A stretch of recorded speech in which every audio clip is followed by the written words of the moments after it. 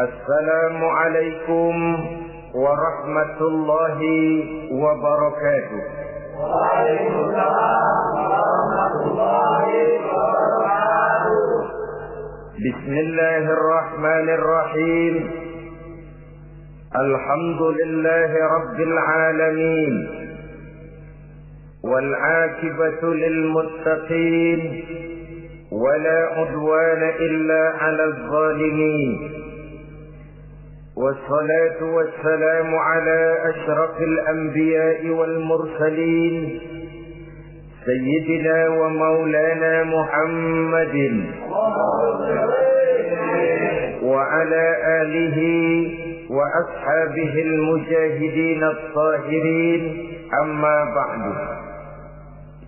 Saudara-saudara kaum muslimin rahimakumullah.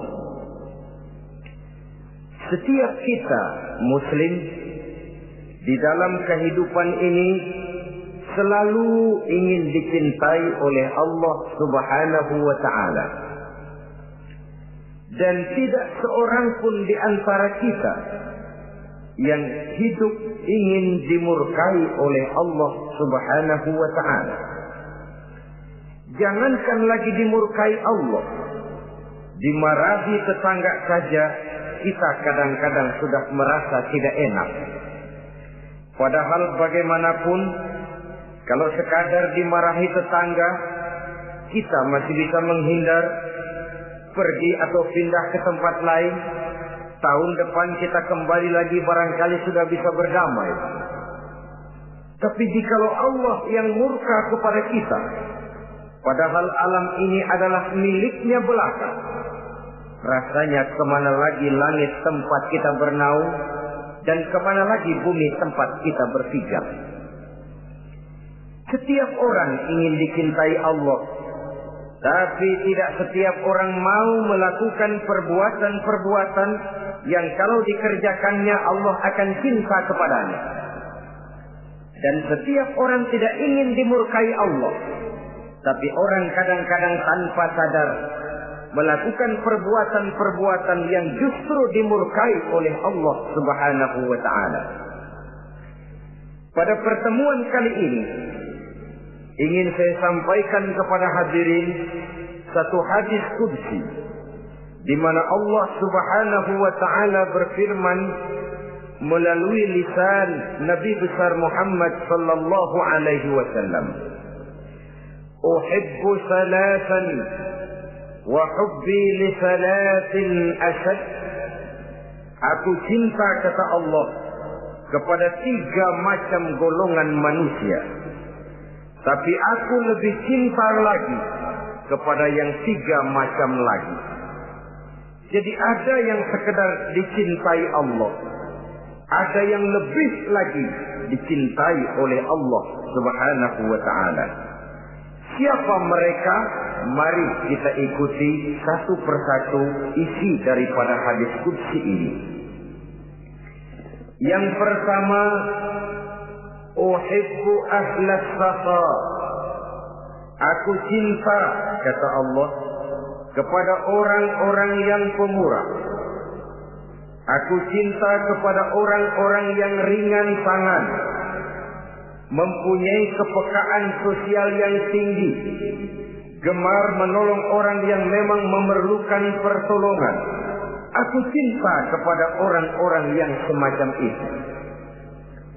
Saudara-saudara kaum muslimin rahimakumullah, di zaman sekarang ini, seiring dengan makin tajamnya persaingan hidup, makin tingginya tensi ekonomi,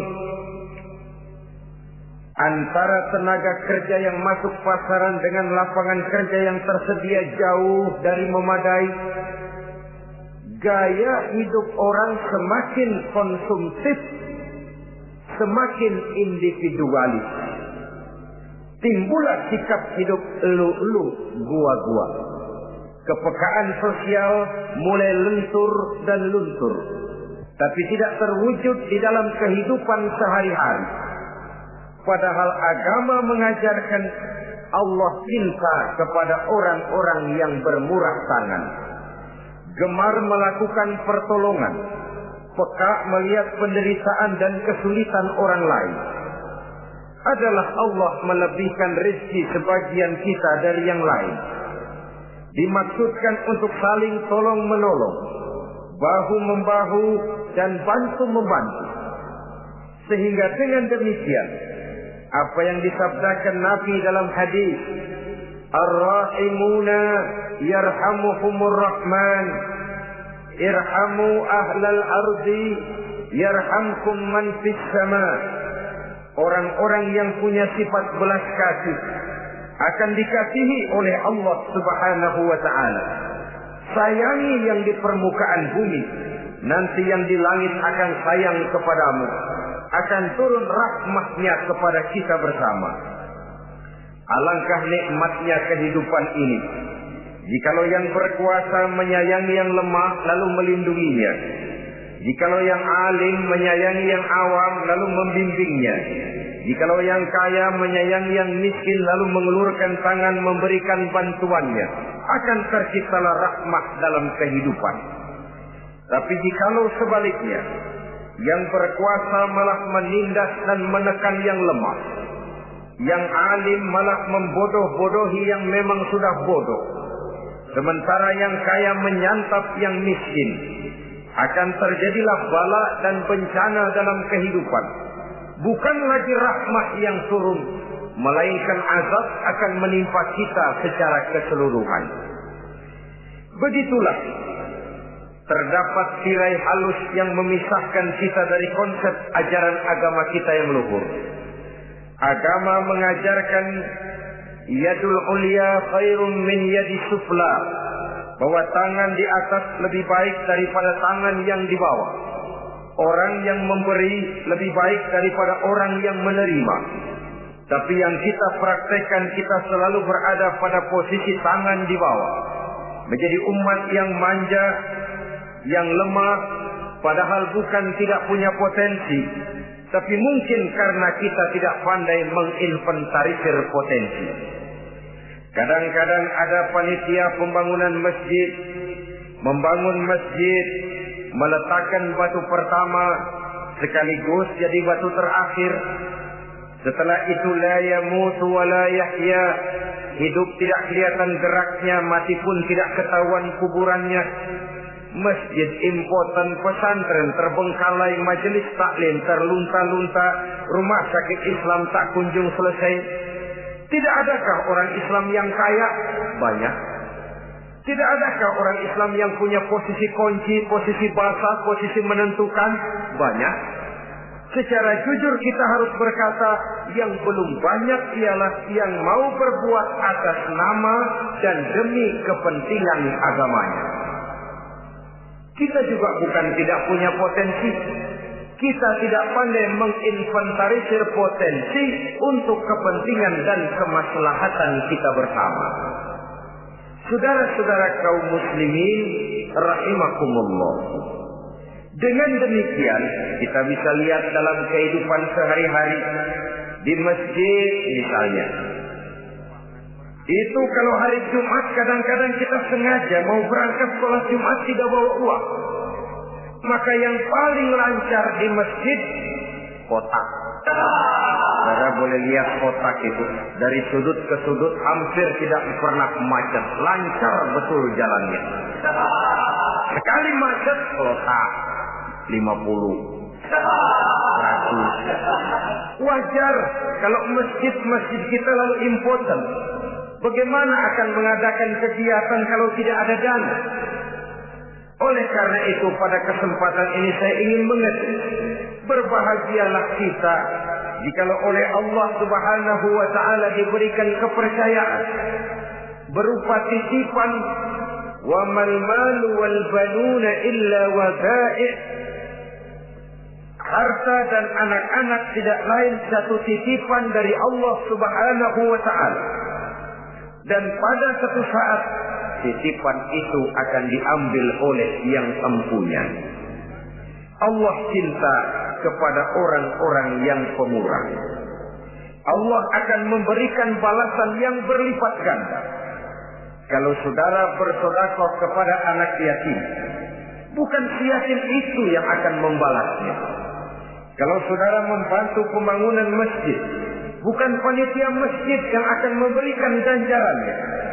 Kalau saudara membangun pondok pesantren, bukan kiai yang punya pesantren yang akan memberikan balasannya.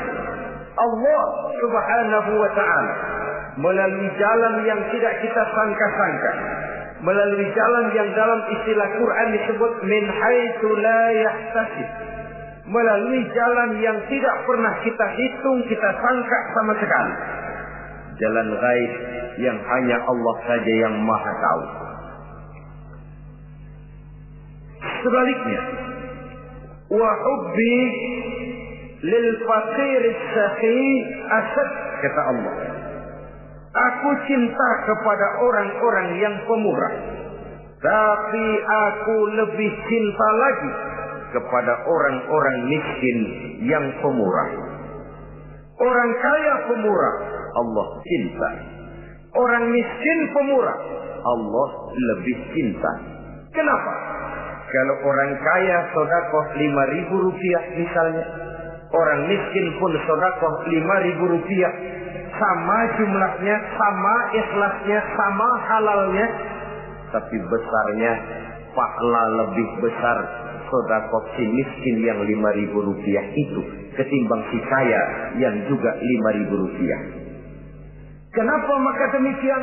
Oh, buat orang kaya uang 5.000 apalah artinya. Tapi buat si miskin, untuk jumlah 5.000 itu dia harus peras keringat, banting tulang, pergi pagi, pulang sore, kaki jadi kepala, kepala jadi kaki. Tapi kok dia berani bersedekah sejumlah sedekahnya orang kaya. Ini yang dinilai oleh Allah Subhanahu wa ta'ala. Saudara-saudara kaum muslimin rahimakumullah, sifat inilah yang dahulu dicontohkan oleh baginda Rasul. Bahkan apa yang beliau sedekahkan kepada orang lain biasanya adalah sesuatu yang lebih baik dari apa yang beliau pakai sendiri. Watak ini yang diikuti oleh generasi sahabat. Kita ambil contoh ketika terjadi perang Tabuk misalnya. Datanglah Sayyidina Abu Bakar Siddiq, membawa seluruh harta bendanya disumbangkan di jalan Allah. Melihat ini Nabi bertanya, "Hal tarakta li ahlika syai'an ya Abu Bakar?" Wahai Abu Bakar, begini banyak harta yang kau infakkan fi sabilillah ini, apakah buat keluargamu sudah kau tinggalkan? Sayyidina Abu Bakar dengan tegas menjawab, "Taraktu lahumullaha wa rasulahu." Sudah, saya tinggalkan mereka Allah dan Rasulnya. Saya tinggalkan mereka keyakinan, akidah, iman, bahwa kalau kami menolong Allah, menolong agama, Allah akan menolong kami. Bahwa kami tidak akan jadi melarat karena memperjuangkan agama. Bahwa kami tidak akan jatuh miskin kalau harta ini kami belanjakan di jalan Allah. Kami tinggalkan keyakinan itu kepada anak-anak dan istri di rumah. Sementara harta yang ada, seluruhnya kami bawa kemari. Keyakinan yang dimiliki oleh Sayyidina Abu Bakar Siddiq di zaman sekarang ini sudah merupakan keyakinan yang sangat langka. Kita belum yakin benar akan kebenaran janji Allah. Sehingga dengan demikian timbullah keraguan-raguan. Apa iya kalau saya belanjakan uang ini di jalan Allah akan ada balasannya? Apa iya kalau uang ini saya gunakan untuk melaksanakan ibadah akan datang balasannya? Padahal dalam hadis qudsi Allah menjanjikan, "Ana inda zanni 'abdi bi." Aku ini, kata Allah, bagaimana menurut persangkaan hambaku saja kepadaku. Kalau dia sangka baik, insya Allah baik katanya. Kalau dia sangka tidak, aku bagaimana menurut sangka hambaku kepadaku. Itulah sebabnya dalam segala hal kita harus husnuzan, berbaik sangka kepada Allah Subhanahu wa ta'ala. Saudara-saudara kaum muslimin rahimakumullah. Inilah golongan pertama kekasih Allah. Orang-orang yang dicintai Allah. Orang-orang yang pemurah, yang sadar bahwa harta hanya sekadar titipan dari Allah Subhanahu wa ta'ala. Dan harta menurut Nabi, apabila sudah kita belanjakan di jalan Allah, dia akan berkata, pertama, kuntu qalilatan fakassartani, jumlahku sebenarnya sedikit, tapi lantaran engkau sedekahkan aku, engkau belanjakan aku di jalan Allah, maka jumlahku jadi banyak. Kau sedekah 1.000, dibalas 7.000, dikali 10, dikali 100, masih ditambah wallahu yudha'ifu liman yasha. Allah melipat gandakan pahala kebajikan dari orang-orang yang dikehendakinya. Yang kedua, harta itu akan bicara lagi. Kuntu faniyatan fa'abqaitani. Aku ini sebenarnya fana, tidak kekal, berubah, relatif dan temporer, sirna oleh pergeseran masa dan pertukaran waktu. Tapi lantaran engkau sedekahkan aku, engkau belanjakan aku di jalan Allah, maka nilaiku jadi kekal, akan mendampingi engkau sampai di hadratullah azza wa jalla di akhirat nanti. Jadi harta yang kita tumpuk-tumpuk, yang kita sangka akan mengekalkan kita sampai tidak akan miskin 7 keturunan, dengan segala macam cara kita tempuh, dia bukan harta yang kekal. Yang kekal yang kita belanjakan di jalan Allah Subhanahu wa ta'ala. Itu milik kita yang benar-benar akan kita nikmati. Yang ketiga, harta itu akan berkata lagi, kunta harisi fal'ana sirtu harisaka. Dahulu kamulah yang menjaga saya, tapi sekarang setelah saya sedekahkan, setelah engkau sedekahkan aku, setelah engkau belanjakan aku di jalan Allah, bukan engkau lagi yang jaga aku, kata si harta, akulah yang akan menjagamu. Di dunia orang yang rajin sedekah, sedekahnya itu menolak bala, terhindar dari segala bencana dan musibah. Sementara di akhirat, sedekahnya itu akan menjadi dinding yang menjaga dia dari jilatan api neraka. Demikian harta yang sudah kita infakkan, kita belanjakan, kita sedekahkan di jalan Allah itu akan menjadi pejaga kita. Sehingga Nabi menyatakan, inna sadaqatal mar'il muslim tazidu fil umri wa tadfa'u mitatas su'i. Sesungguhnya sedekahnya seorang mukmin dapat menambah umur panjang dan menyelamatkan seseorang dari mati secara su'ul khatimah. Marilah kita melihat bahwa agama ini memerlukan kita, bahwa umat ini mengharapkan pengorbanan kita.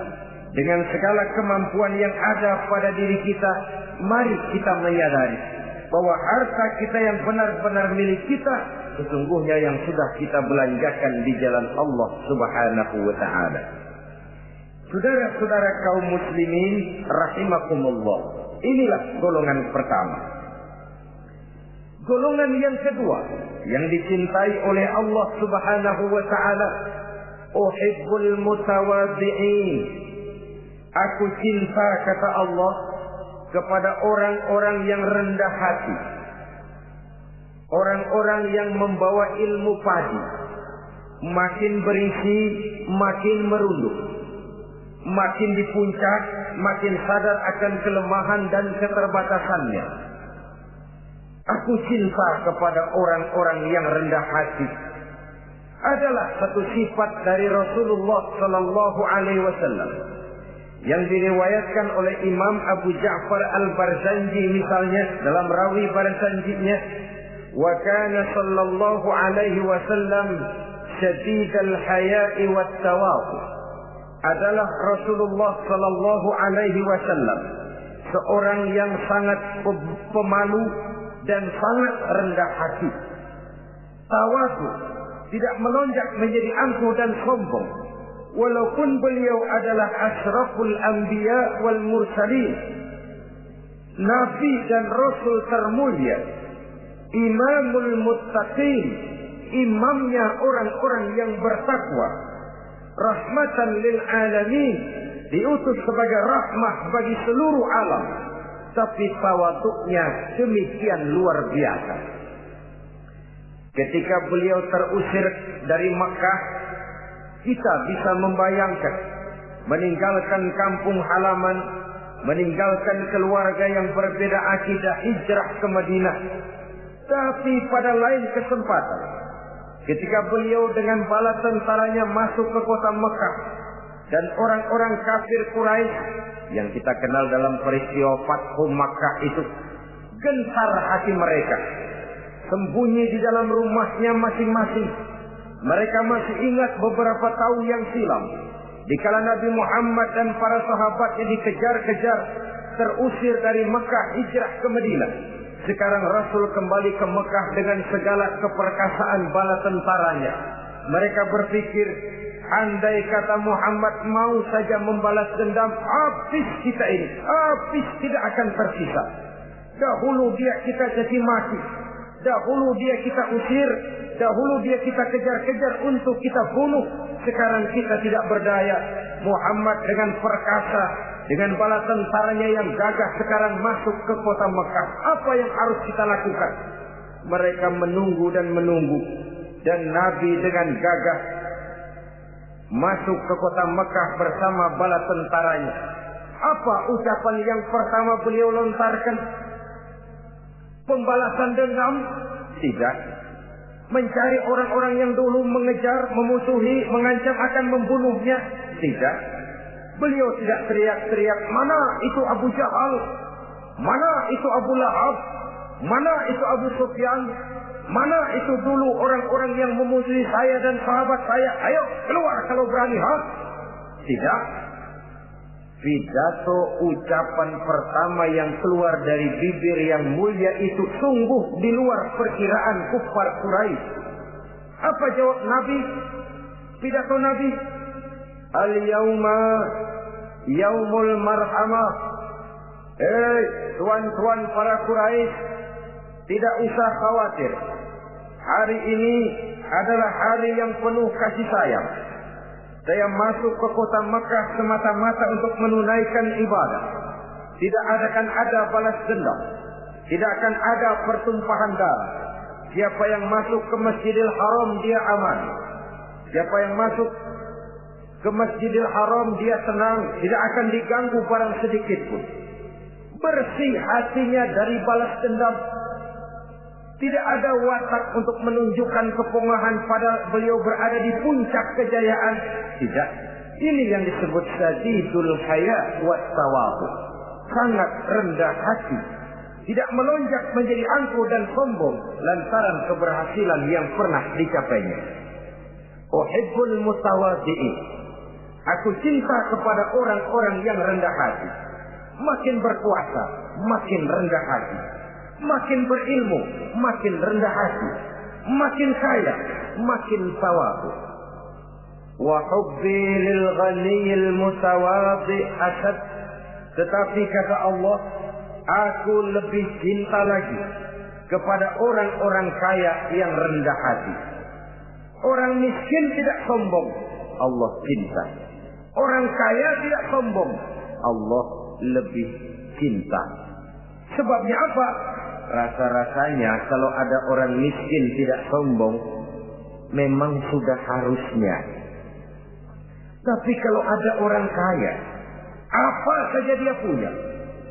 Kebunnya ada di mana-mana, kendaraannya sejumlah keluarganya, uangnya, depositonya ada di berbagai bank, pabriknya banyak.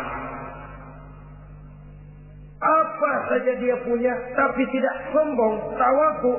Ini yang lebih dicintai oleh Allah Subhanahu wa ta'ala. Saudara-saudara kaum muslimin rahimakumullah. Oleh karenanya, hadis qudsi ini menanamkan kesadaran kepada kita bersama bahwa yang pantas untuk sombong hakikatnya cuma Allah saja. Itu sebabnya salah satu asma'ul husna Allah disebut al-mutakabbir. Kalau Allah sombong, wajar, karena memang tidak ada Tuhan lain selain Allah. Alam dan seluruh isinya adalah miliknya belaka. Tidak ada satupun yang bisa mengklaim. Al-mutakabbir huwallah. Yang pantas sombong hanya Allah subhanahu wa ta'ala. Saudara-saudara kaum muslimin rahimakumullah. Yang ketiga, orang yang dicintai oleh Allah subhanahu wa ta'ala, uhibbut taibin. Aku cinta kepada orang-orang yang bertaubat. Kepada orang-orang yang apabila berbuat kesalahan, dia segera sadar. Dijadikannya kesalahan itu sebagai satu pelajaran untuk tidak diulanginya lagi pada masa yang akan datang. Adalah lebih baik kita mulai dari kertas yang kelabu, hitam sekalipun, kalau akhirnya akan menjadi lembaran-lembaran yang putih, ketimbang kita mulai dengan lembaran yang putih, kalau akan ditutup dengan lembaran-lembaran hitam noda yang tidak berhapus. Allah subhanahu wa ta'ala Maha Pengampun, Pengasih dan Penyayang. Ia akan memaafkan segala perbuatan yang bersifat salah dari hamba-hambanya, asalkan tidak diulanginya lagi. Manusialah yang sering kejam, membiarkan dirinya larut dan hanyut diseret arus dosa. Ia sadar itu satu kesalahan, tapi tidak berupaya untuk menyelamatkan dirinya sendiri. Apakah itu berupa yang namanya judi, minuman keras, menipu orang lain, durhaka kepada kedua orang tua, jahat kepada tetangga, suka memfitnah orang lain. Dibiarkan dirinya hanyut di dalam lembah dosa tanpa upaya penyelamatan sama sekali. Atau kadang-kadang mengulur waktu. Nanti saja sudah tua-tuaan tobatnya. Padahal waktu tidak pernah main-main. Uhibbut taibin. Aku cinta kepada orang-orang yang mau bertobat. Wa hubbi lisabit taib asad. Tapi aku lebih cinta lagi kepada orang-orang muda yang mau bertaubat. Apabila orang tua bertaubat, Allah cinta. Anak muda bertaubat, Allah lebih cinta.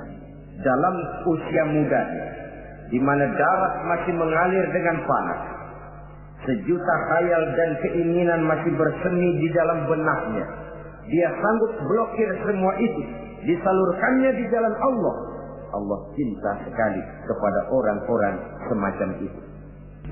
Saudara-saudara kaum muslimin rahimakumullah. Kalau tadi sudah saya jelaskan 3 golongan orang-orang yang dicintai Allah, yakni para kekasih Allah. Orang-orang yang pemurah, gemar memberikan pertolongan. Kemudian yang kedua, orang-orang yang rendah hati. Dan yang ketiga adalah orang-orang yang suka bertaubat. Maka kemudian hadis qudsi ini dilanjutkan oleh Allah subhanahu wa ta'ala dengan menjelaskan lawanan dari 3 golongan tadi. Kalau 3 golongan tadi adalah orang-orang yang dicintai Allah, maka 3 golongan yang berikutnya adalah mereka yang dibenci, dimurkai oleh Allah subhanahu wa ta'ala. Siapa mereka? Jumlahnya juga 3, lawanan dari yang 3 tadi pertama. Yang pertama, saudara-saudara, abghadul bukhala. Aku benci, kata Allah, kepada orang-orang yang bakhil, orang yang kikir, orang yang diberikan amanah berupa harta, lalu tidak tersentuh hatinya melihat kesulitan dan penderitaan orang lain. Tetangganya meratap dan merintih kelaparan, sementara ia dengan tenang berpangku tangan. Padahal ada kelebihan rezekinya. Ia tahu kesulitan orang lain, tapi ia tidak berusaha mengulurkan tangan memberikan bantuan. Kenapa seseorang bisa terjebak ke dalam penyakit bakhil bin kikir alias pelit seperti ini? Oleh karena harta benda dunia itu sudah berakar kuat di hatinya. Tidak mau lepas lagi ia dari sana. Tidak mau berpisah ia dengan harta itu walau sedikit jua pun. Dan memang para ulama sufi mengajarkan, orang kaya itu ada dua. Ada orang kaya hakiki, ada orang kaya majazi. Orang kaya hakiki, orang kaya sebenarnya adalah orang yang kaya hatinya. Luas cakrawala pandangannya, terbentang nuansanya, tidak cuplik melihat karunia yang diberikan Allah dalam kehidupan ini. Orang yang kaya hati, inilah orang kaya hakiki. Adapun orang kaya majazi adalah orang yang banyak hartanya tapi miskin hatinya. Hidupnya sudah melimpah tapi ia selalu merasa kurang, maka ia tidak pernah cukup. Posisinya sudah kaya tapi ia masih merasa miskin, maka ia pun selalu miskin. Imam Ghazali rahimahullah memberikan contoh yang indah. Perjalanan hidup manusia sama dengan naik kapal laut yang besar menuju pulau bernama akhirat, mencapai pantai surga bahagia. Kapal ini akan singgah di satu pulau bernama dunia. Para penumpang diperbolehkan turun, tapi sebelumnya diingatkan lebih dahulu bahwa ini cuma sekedar tempat transit. Di dunia, di pulau yang bernama dunia, para penumpang boleh mengambil apa yang memang diperlukan untuk bekal dalam perjalanan. Tapi jangan lupa bahwa kapal akan melanjutkan perjalanan menuju kepulauan akhirat yang kekal dan abadi. Maka turunlah para penumpang ke pulau yang bernama dunia ini. Macam-macam tingkah lakunya ketika mereka menjejakkan kaki ke pulau dunia. Ada yang tetap sadar kepada pesan nakoda. Dia turun ke pulau yang bernama dunia, yang hijau, ranau, indah, memikat, mempedaya, mempesona. Tapi ia tetap sadar, ini cuma tempat transit. Ini cuma tempat persinggahan sementara. Bukan ini tempat yang akan saya tuju. Kapal akan segera berangkat. Saya harus bersiap-siap. Diambilnya apa yang diperbolehkan di pulau bernama dunia sebagai bekal menuju perjalanan akhirat. Dan setelah itu dia segera kembali ke kapal untuk melanjutkan perjalanannya. Ada pula penumpang yang lalai.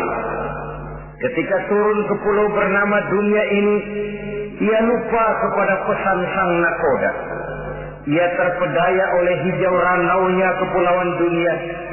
Ia tersikat oleh gemerlapnya kehidupan dunia. Sibuklah seluruh waktunya untuk mengambil segala yang ada di kepulauan dunia ini. Ia menyangka bahwa ia sudah sampai kepada tujuan yang sebenarnya. Dikala peluit kapal berbunyi, pertanda kapal akan segera berangkat, rupanya baru sadar dia bahwa ini bukan tujuan yang sebenarnya. Ia berusaha kembali ke kapal, walaupun masih bisa ikut naik kapal, tapi sayang tempatnya sudah ditempati oleh orang lain. Inilah contoh dari orang-orang yang kehidupan dunia telah melalaikan mereka daripada tujuan akhirat. Yang lebih celaka adalah nasib penumpang ketiga. Mereka yang tertinggal sama sekali di kepulauan dunia ini. Mereka lah orang-orang kafir, orang-orang munafik, orang-orang musyrik. Bagi mereka surgalah dunia ini. Bila kehidupan dunia berakhir pula lah surganya sampai di situ. Ia menyangka sudah sampai kepada terminal akhir, padahal cuma sekedar halte tempat di mana kapal singgah sebentar saja untuk melanjutkan perjalanan menuju kepulauan akhirat yang kekal dan abadi. Saudara-saudara kaum muslimin rahimakumullah, orang-orang yang sadar bahwa dunia cuma sekedar satu tempat transit, maka kesadaran itu menggugah dia kepada keyakinan terhadap kalimat inna lillah wa inna ilaihi raji'un. Segalanya datang dari Allah, segalanya akan kembali kepada Allah. Tidak ada yang dibawanya saat ia terlahir ke alam dunia ini, dan tidak akan ada yang dibawanya kembali saat ia keluar meninggalkan alam dunia ini, kecuali iman dan amal soleh yang dikerjakannya di dalam kehidupan kita. Bukan bakhil yang menyebabkan orang cepat jadi kaya, bukan pemurah yang menyebabkan orang jatuh miskin dan bangkrut, tetapi kesadaran bahwa segalanya datang dari Allah, segalanya akan kembali kepada Allah, akan membuat kita walaupun memiliki harta dan benda, tapi ia tidak berurat dan berakar di dalam hati. Abghadul bukhala, kata Allah, aku benci kepada orang-orang yang bakhil. Kadang-kadang jangankan untuk orang lain, untuk kepentingan agama, dirinya sendiri saja tidak bisa menikmati kekayaannya. Kaya dia sebenarnya, tapi dia tidak sadar akan kekayaannya. Lebih celaka lagi, dia tidak tahu untuk apa kekayaan itu akan dipergunakan. Lahirnya mazhab materialisme, hidup serba cukup, serba ada, seperti yang kita lihat di negara-negara yang makmur, di Eropa bagian barat misalnya. Keluarga-keluarga jet set yang akhirnya bingung karena kebanyakan harta. Kalau kita di timur umumnya bingung karena tidak punya harta. Di sana orang bingung karena kebanyakan harta, mau diapakan harta itu.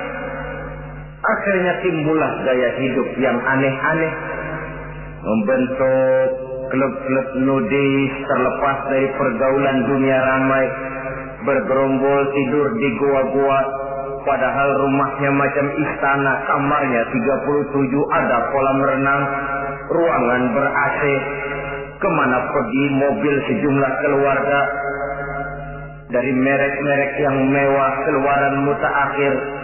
Tidak puas mobil, punya kapal pesiar, kapal laut. Tidak cukup kapal laut, punya kapal pesawat terbang pribadi. Apa yang dimau, uangnya bisa bicara. Tapi akhirnya lalu sampai kepada titik jenuh, sampai kepada yang namanya frozen emotional attitude. Dan sikap bakhil inilah yang pada akhirnya mendorong seseorang untuk sampai kepada tingkat yang disebut tamak, rakus, serakah.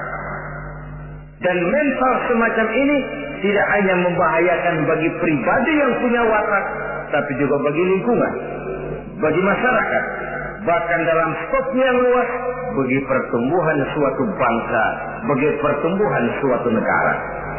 Sikap-sikap tamak, rakus, serakah, mau menang sendiri, mau kuasa sendiri, mau basah sendiri, mau kaya sendiri, persetan dengan orang lain, adalah sikap-sikap yang tidak saja bertentangan dengan ajaran agama kita, tapi juga bertentangan dengan falsafat dasar kehidupan bangsa kita, yakni Pancasila. Saudara-saudara kaum muslimin rahimakumullah, lawanannya kemudian Allah menyatakan, wa bughdi lil ghaniyil bakhil asad. Aku benci kepada orang yang bakhil, tapi aku lebih benci lagi kepada orang-orang kaya yang bakhil. Kalau orang miskin pelit, barangkali masih orang berkata pantaslah dia tuh pelit, miskin. Tapi kalau kaya, bakhil, kaya, pelit, rasanya orang menyayangkan.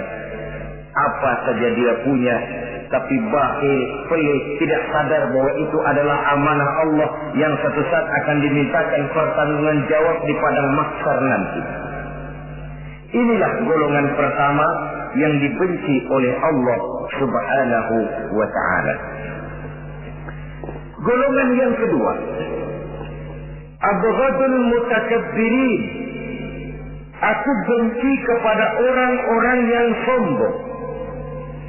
Baik sombong oleh karena kekuatan, wewenang, jabatan. Baik sombong oleh karena ilmu pengetahuan, skill, keahlian, kemampuan. Baik sombong oleh karena harta benda dan kekayaan. Sombong dalam segala bentuknya tidak disenangi oleh Allah Subhanahu wa ta'ala. Inilah yang saya maksud tadi dengan membawa ilmu padi seharusnya. Semakin berisi, semakin merunduk. Sebab kata orang-orang tua kita bilang, air beriak tanda tak dalam, tong kosong bunyinya nyari. Orang belajar silat kalau baru dapat 2-3 jurus memang genit, bukan main. Sesuatu yang barangkali sudah lumrah dalam kehidupan. Tapi yang diajarkan oleh agama, abghadul mutakabbirin, aku benci kepada orang-orang yang sombong. Al-Quran syarat dengan contoh-contoh baik dari perjalanan sejarah, baik dari perjalanan para nabi dan para rasul. Seluruhnya merupakan tampil, contoh dan ibarat bagi kita bersama. Fanzuru kaifa kana akibatul mukazzibin. Fanzuru kaifa kana akibatul mujrimin. Berjalanlah kamu di permukaan bumi, lihat bagaimana akibat yang diderita oleh para pendusta. Lihat bagaimana akibat yang diderita oleh para pembuat dosa, oleh orang-orang yang sombong, angkuh, congkak dan takabur. Mereka satu demi satu mengalami kehancuran, tenggelam di perut sejarah. Kurang apa Fir'aun? Kurang apa Raja Namrud? Kurang apa Raja Abrahat? Tentaranya gagah perkasa, kekuasaannya luas, istananya megah dan besar, pengawalnya gentayangan di mana-mana, intelnya selalu siap siaga menjaga keamanan. Sang raja diraja, entok waktu berputar masa beredar, tenggelam oleh perputaran waktu dan peredaran zaman. Tidak ada satu keabadian dalam kehidupan ini.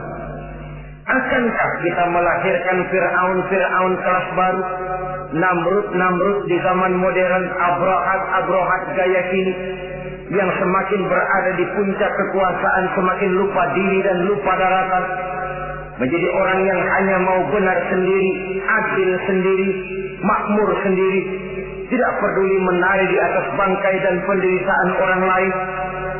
Akankah kita melahirkan korun gaya baru yang sombong oleh karena harta kekayaan yang berlipat ganda? Ataukah kita akan melahirkan barsisul abid gaya baru yang sombong oleh karena ilmu pengetahuan yang dimilikinya? Marilah kita menyadari al-mutakabbir huwa Allah. Yang pantas boleh dan sombong, wajar untuk sombong, cuma Allah Subhanahu wa ta'ala. Abghadul mutakabbirin, aku benci kepada orang-orang yang sombong. Saudara-saudara kaum muslimin rahimakumullah, lawanannya kata Allah, selebihnya wa bughdi lil faqiril mutakabbir asad. Tetapi kata Allah, aku lebih benci lagi kepada orang miskin yang sombong. Ini yang sudah tidak punya pilihan. Orang pintar sombong barangkali lumayan, goblok sombong minta ampun. Pejabat sombong barangkali karena punya pangkat. Rakyat sombong, apa yang mau disombongi? Orang kaya sombong barangkali karena kekayaannya. Melarat miskin sombong minta ampun. Sebab itu kata Allah, aku benci kepada orang-orang sombong, tapi aku lebih benci lagi kepada orang-orang miskin yang sombong.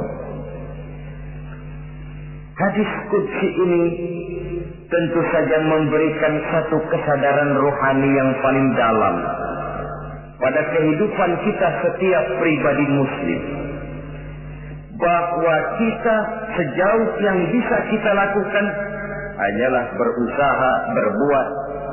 Kita terikat oleh sunnatullah, kata kita orang beragama, hukum alam kata para ahli alam, natural of law katanya. Tapi di sebalik itu sesungguhnya segala hasil usaha, kepastian dan ketentuannya hak prerogatif dari Allah Subhanahu wa ta'ala.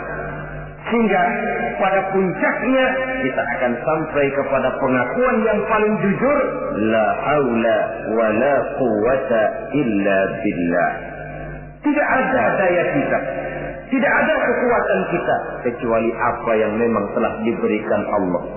Dialah sumber daya, sumber gerak, sumber seluruh kekuatan. Dan kita manusia hanya mencapai itu kalau dikaruniai oleh Allah Subhanahu wa ta'ala.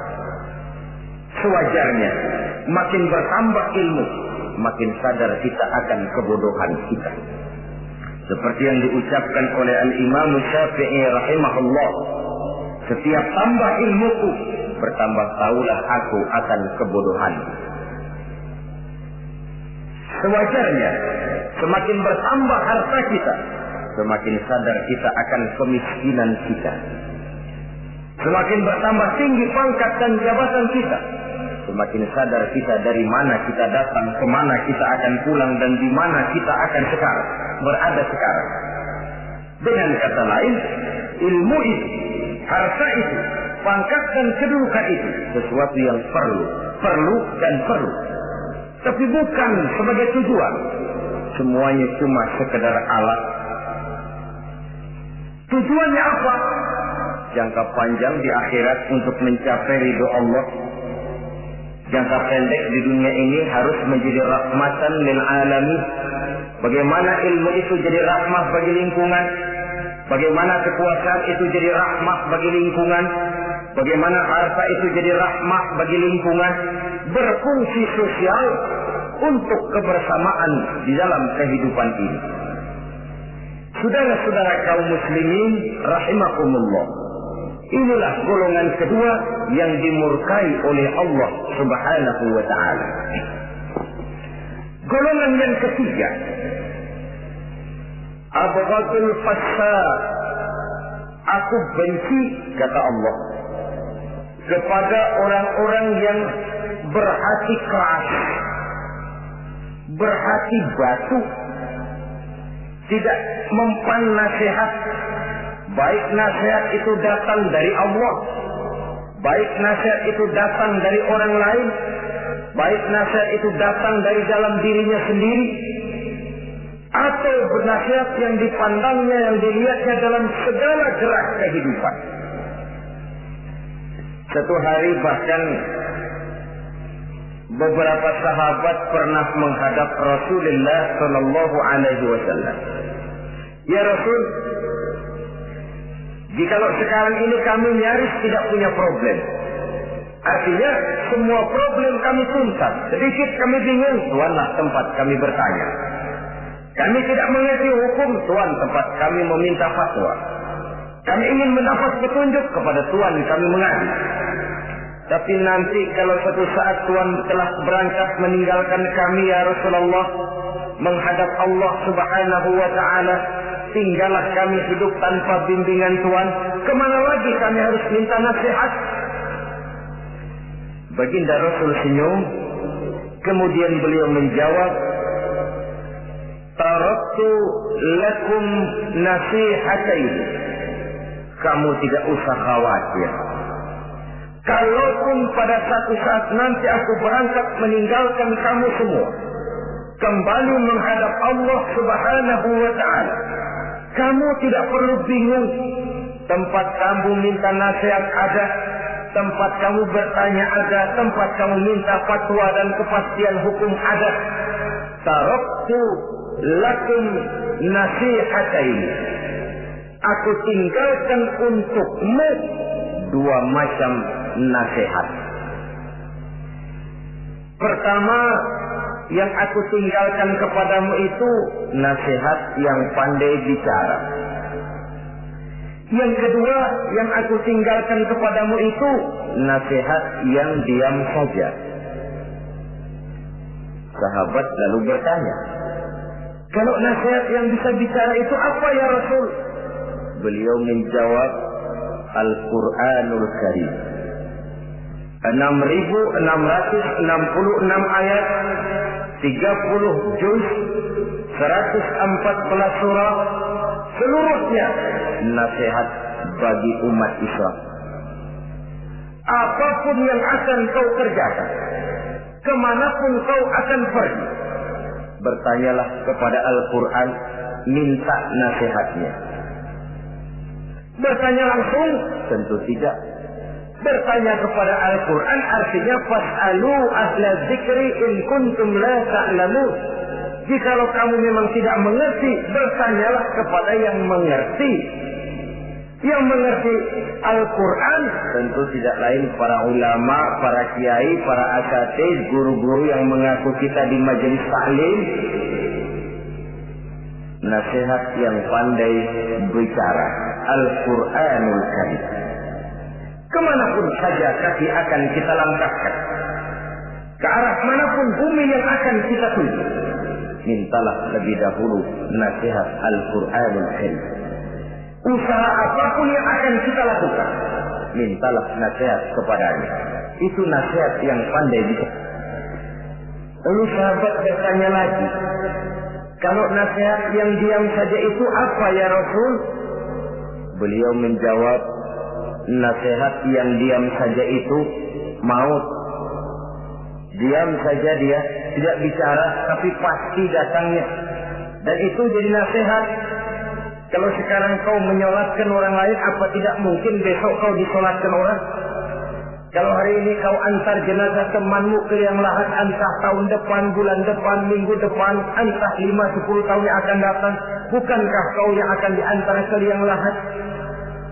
Kau tengoklah temanmu itu, matanya masih ada tapi sudah tidak sanggup lagi melihat. Jangankan melihat, digerakkan saja pun sudah tidak bisa.